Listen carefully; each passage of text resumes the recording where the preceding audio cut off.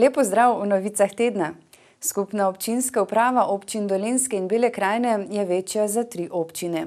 Obstoječim 9 so se namreč s podpisom sporazuma v Novem mestu priključile občine Šentjernej, Šmarješke Toplice in Kostanjevica na Krki. Sporazum so podpisali župani vseh 12 občin, ki so del skupne občinske uprave. Skupne občinske uprave so mehanizem, ki nas povezuje v ožjih ali širših regijskih okoljih.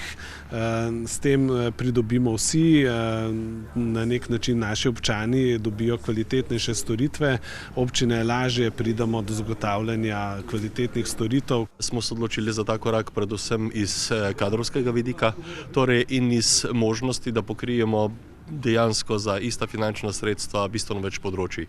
Do sedaj smo imeli svoj inšpektorat in pa redarstvo, sedaj pa poleg teh 2 področij dopolnjujemo še področje romske problematike in področje civilne zaščite ter javne gasilske službe. Sedež skupne občinske uprave občin Dolenjske in Bele krajine bo še naprej v Novem mestu. Trenutno je v njej zaposlenih 35 sodelavcev, iščejo tudi nove. To je ena največjih skupnih občinskih uprav v Sloveniji. Glavna področja sodelovanja, kjer tudi največ občin sodeluje v naši skupni občinski upravi, so požarno varstvo in civilna zaščita, potem je to redarstvo in inšpekcija, promet, prostorsko načrtovanje, finance, prometna ureditev. To se lahko razširi tudi na področje informatike, na katere občine bodo sodelovale tudi pri reševanju romske problematike. Služba bo potekala na bistveno višjem strokovnem nivoju, na lažji način za približno enaka finančna sredstva. To se nam zdi bistven argument in, kot sem rekel, odločitev je bila pravzaprav pričakovana in samoumevna. Prišlo je do dosti velike stopnje zaupanja na osnovi drugih projektov. Vseh 12 občin bo sedaj imelo tudi skupno medobčinsko redarstvo. Poglejmo v Posavje. Pričakovanja številnih generacij plavalcev v mestni občini Krško, da bodo le dobili ustrezen bazen, se le uresničujejo. Župan Janez Skrin je včeraj podpisal pogodbo z izvajalcem del, podjetjem GIC Gradnje iz Rogaške Slatine. Gradnja bazena, če ne bo prišlo do nepredvidenih zapletov, naj bi bila zaključena do sredine prihodnjega leta. Pogodbo je krški župan Janez Skrin podpisal z Rokom Cajzekom, direktorjem podjetja GIC Gradnje Rogaška Slatina. Sanje številnih generacij krških plavalcev se tako po dolgih letih čakanja uresničujejo. Zgodba o bazenu Krško ima zelo dolgo brado, lahko rečem, v bistvu 18 let. Zdaj nam je po 2 letih uspelo, da smo privedli do te faze, smo danes tudi to pogodbo fizično podpisali. Posel je vreden 13,3 milijona evrov in po zagotovilih tamkajšnjega župana je denar za izvedbo projekta zagotovljen. Lahko tudi rečem, da imamo zagotovljena financiranje teh sredstev, tako iz naslova CTR mehanizma, spravi iz evropskih skladov, kako tudi iz slovenskega sklada, če tako rečem, Ministrstva za gospodarstvo, šport in turizem, ki smo bili tudi uspešni na enem javnem razpisu in smo dobili dodatna sredstva še v znesku 1 milijon evrov. Projekt predvideva gradnjo sodobnega bazenskega kompleksa s kapaciteto za 825 oseb. Vključeval bo večji 25-metrski in manjši 8-metrski bazen, wellness center, večnamensko dvorano s tribunami, sanitarije, garderobe in administrativne prostore ter 2 večnamenski dvorani za športne aktivnosti. Hkrati bo urejena tudi zunanja površina, vključno z rekreacijskimi potmi ob nabrežju Save. V sklopu projekta bodo postavili tudi sanitarije za parkirišče za avtodome ter zgradili vodnjake za zajem in vračanje podtalne vode, kar bo omogočilo energetsko učinkovito ogrevanje in kondicioniranje bazenske vode. Pogodbo še opredeljuje, da bo izvajalec gradnjo bazena zaključil do sredine prihodnjega leta.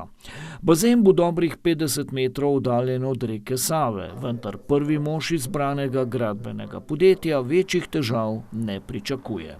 Verjamem, da so inženirji in projektanti dobro preučili vse aspekte. Zagotovo pa je v gradbeništvu vedno kakšno presenečenje, ampak zato smo tukaj najboljši, da zgradimo tako, kot je projektirano. Kot smo danes ob robu podpisa pogodbe še slišali, birokratskih ovir ni več, tako da bo izvajalec deli začel predvidoma konec meseca. V torek pa so v vojašnici Jerneja Molana Cerklje ob Krki s slovesnim postrojem pripadnikov 15. brigade vojaškega letalstva in zračne obrambe obeležili dan slovenskega vojaškega letalstva. In sicer v spomin na prvi bojni polet pilotov Ljubljanske stotnije v letu 1919. Na edinem civilno-vojaškem letališču v Sloveniji lansko leto ocenjujejo kot zelo dinamično. Preoblikovali smo se iz polka v brigado, ustanovili smo novo enoto zračne obrambe, pristal je drugi Spartan v Cerklju ob Krki, zelo velika rekonstrukcija letališča je bila začeta, tako da imeli smo polne roke dela. Osrednjemu vojaškemu letališču pri nas velik napredek priznavajo tudi na državni in mednarodni ravni. Obvladovati nalogo, kot jo obvladujete vi, ni enostavno. Na tej poti ste prepoznani tudi danes v civilnem okolju, kot tista enota v Slovenski vojski, ki je zelo zanimiva za mlad kader. Navsezadnje potrjujete svojim pristopom in opravljanjem nalog delo tudi na mednarodnih operacijah in misijah. Se je po zadnjih nekaj letih začel vzpenjati tudi ugled poklica vojaka med mladimi. Zadnji 2 leti po pridobitvi nove tehnike dejansko se mladi vse bolj zanimajo za poklic v slovenskem vojaškem letalstvu, saj je nova tehnika takšen magnet, ki dejansko mlade ljudi tudi privlači. Na slovesnosti so 3 novim pilotom podelili letalska krilca. To je prvi korak za fanta oziroma dekle, ki pridobi vsa tista željena in pa zahtevana znanja, da samostojno izvaja letalske naloge v letalu oziroma v helikopterju. Kljub številnim modernizacijam v zadnjem času načrtov ne manjka. Načrti za prihodnje so nadaljnji razvoj in letališča in letalskih enot, izgradnja novih letalskih enot za obrambo domovine in našega zračnega prostora, vse na takšen način zagotavljamo suverenost Republike Slovenije. V sklopu prireditve pa so se zahvalili tudi tistim, ki so prispevali k povečanju ugleda Slovenske vojske in vojaškega letalstva ter pripomogli k uresničevanju zadanih nalog. V Beli krajini pa je bil torek posvečen turizmu in vsem delavcem v tej panogi. Razvojno-informacijski center Bela krajina je v kulturnem centru Semič pripravil celodnevno dogajanje. Prvi dan belokranjskega turizma Bela krajina skupaj so začeli z okroglo mizo o regijskem povezovanju destinacij. Regionalno povezovanje nam nekako vsem skupaj zavezuje novo sprejeta turistična strategija, tako na nivoju države kot tudi na nivoju destinacije.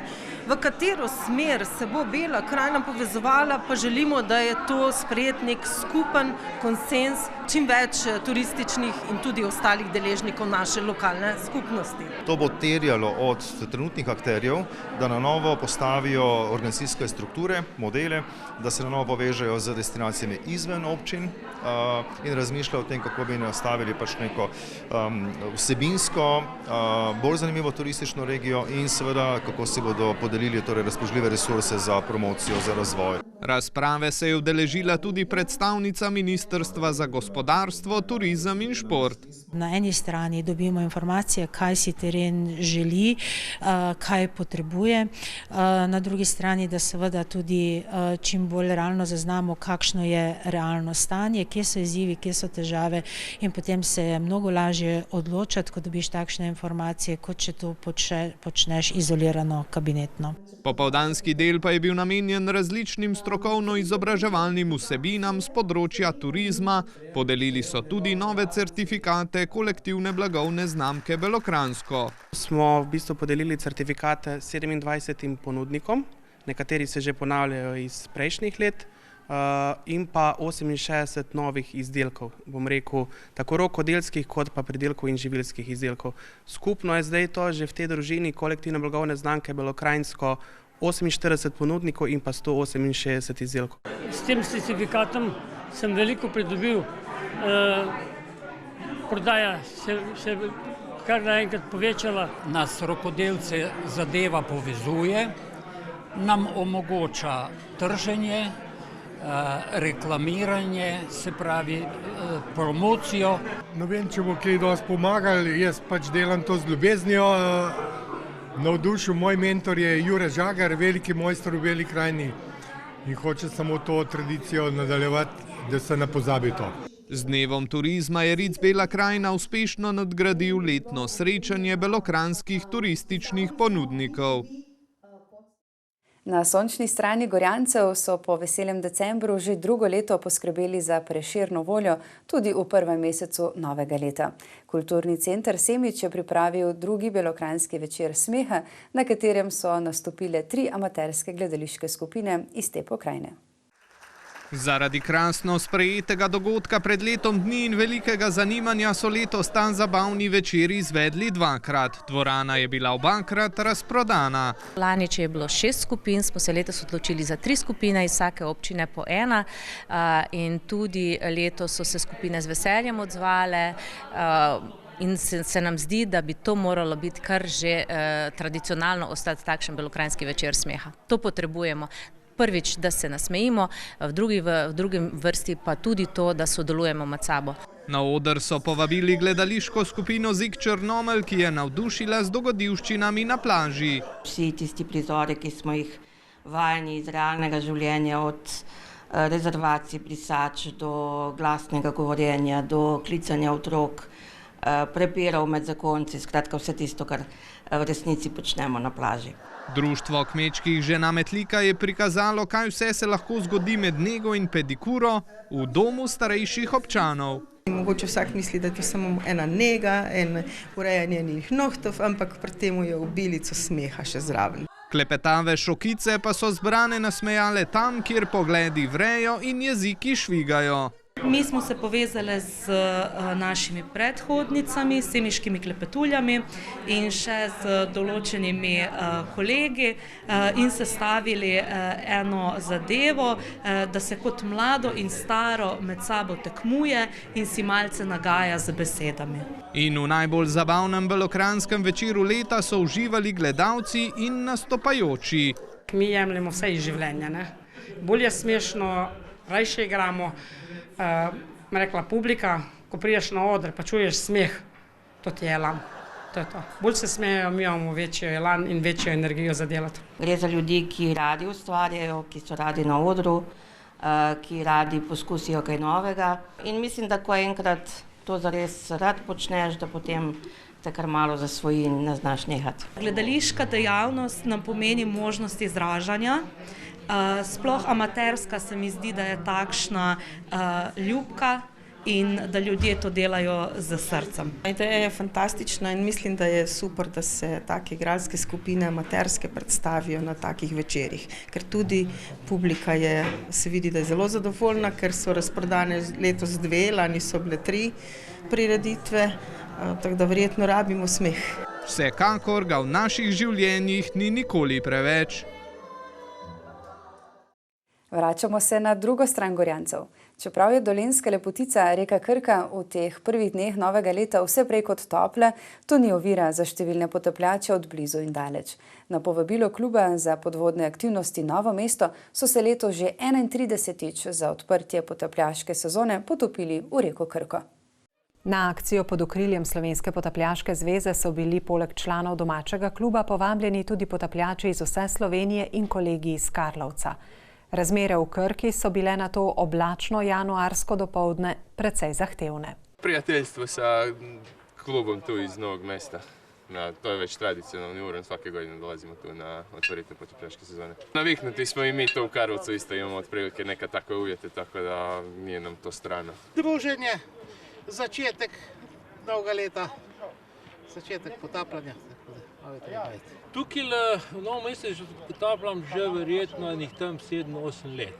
Vsaka otvoritev sezona mi tukaj odgovarja. Pogoji pa niso glih primerni, ker je pa izredno slaba vidljivost. V letu 2023 so obeležili 50. obletnico delovanja društva in 30. obletnico izvajanja ekoakcije Potapljači za čisto Krko.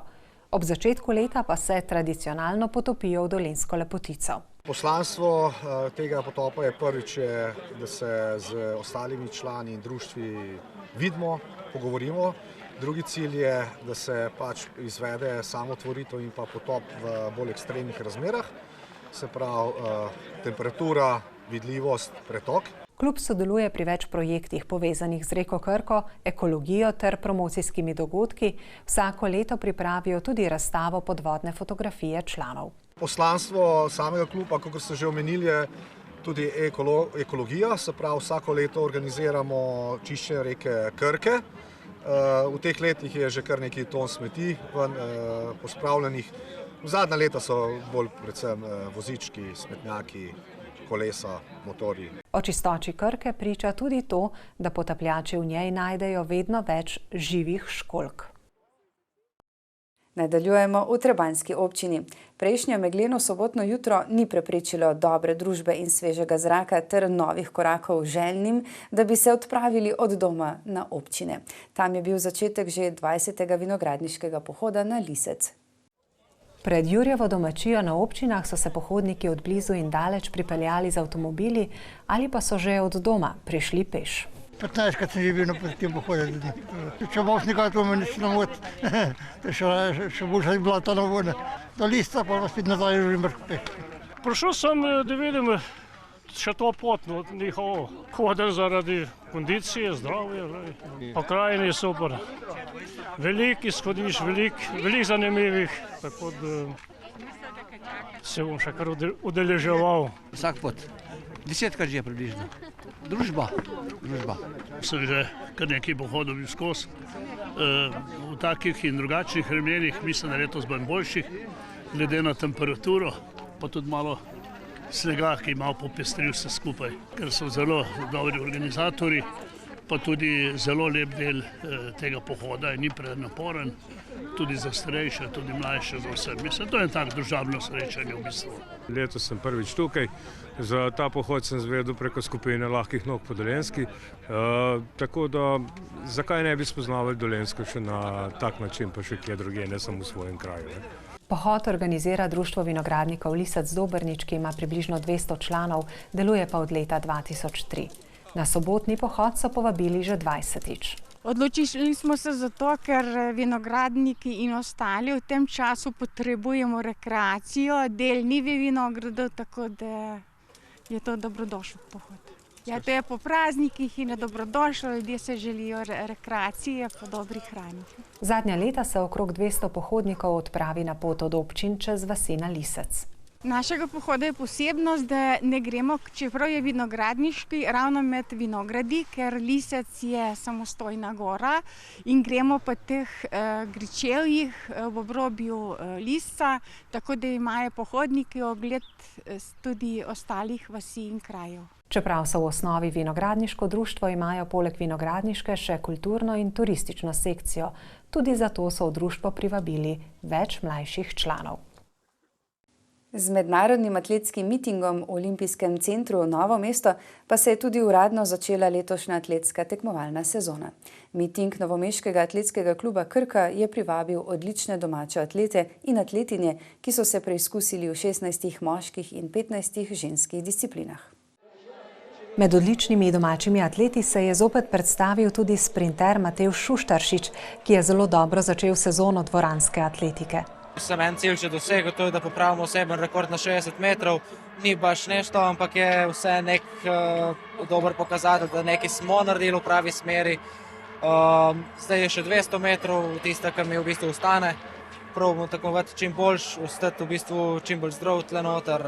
Letošnji miting je bil uvrščen tudi na koledar Svetovne atletske organizacije, zato je bil še posebej zanimiv.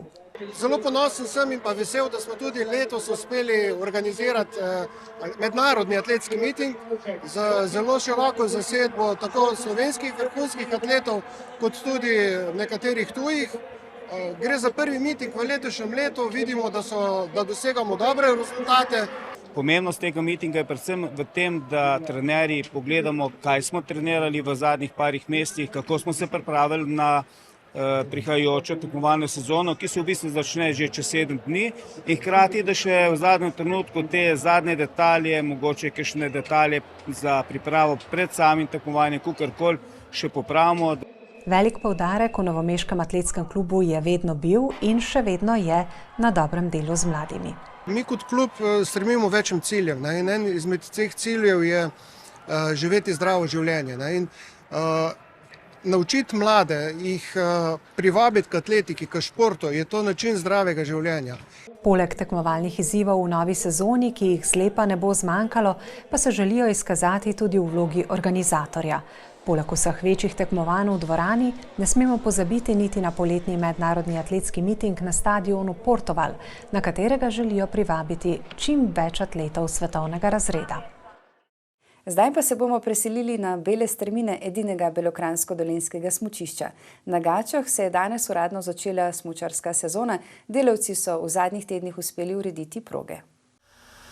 Danes je bilo na Gačah še zelo mirno, veliko dela so imeli z urejanjem smučišča in vlečnic, le neutrudni gaški delavci. Jutri bo tukaj gotovo precej drugače. Načrtujemo odprtje jutri, v soboto 18. januarja. Čeprav smo imeli velike želje že prej odprt, imeli smo pa izredno velike težave z zasneževanjem. To sezono je že dvakrat sneg zapadel, ga je pobralo, mi pogoje za zasneževanje nismo imeli, ker je bila vedno temperaturna inverzija. Zdaj pa so vendarle dočakali primerno nizke temperature. Smo topove zagnali šele prejšnji teden, da zdaj skoraj en teden zasnežujemo in smo zasnežili celo progo od vrha B in progo Medo. Trenutno smo še v zasneževanju vlečnih poti za vlečnice, tako da jutri lahko pričakujemo, da bo delala trosedežnica Gričice in vlečnica Medo. Zasneževali bodo tudi med odprtjem smučišča, saj želijo odpreti še več prog. Naravnega snega je letos zapadlo enkrat 15 cm, enkrat 25 cm. Sedaj je naravnega snega manj kot 10 cm, velika večina snega je umetnega. Zdaj moramo še vse tole raztegniti z retrakisti, narediti to in bo snega tam okoli 30 do 40 cm čez celo smučišče po progi B. Kar je dovolj za vse ljubitelje smučanja, ki so zdaj le dočakali začetek na Gačah, kjer bo tudi letos pestro. Žičnice bodo delovale od 9. do 16. ure, blagajna se odpre pol ure prej, gostilna se tudi prej odpre, pa se pozneje zapre. Za letos imamo pripravljenih kar nekaj stvari, tako kot vsako leto. Gostinska ponudba bo še boljša, dogajalo bo nekaj koncertov, bo takih zabav in aktivnosti, kot so šolarne smuči.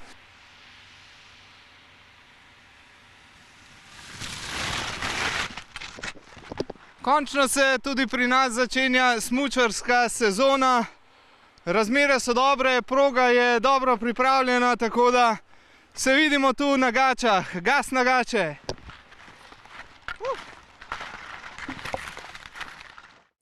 Po smučanju pa se prileže dober obed. Ko zadiši po sveže pečenem kruhu, zadiši po ljubezni, toplini, domačnosti.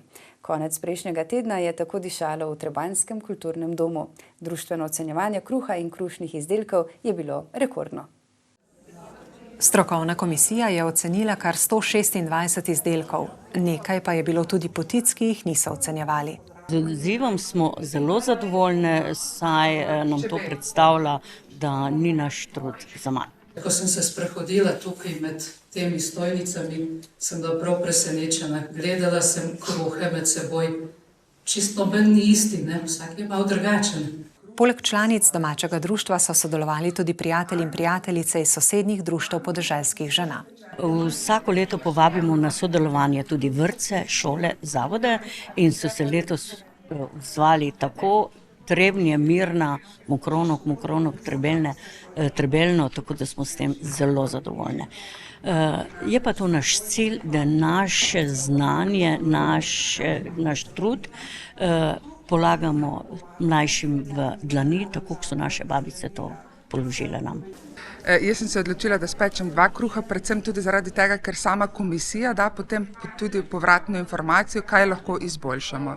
In jaz pravim, da učimo se celo življenje, ne? Vedno lahko kaj izboljšamo.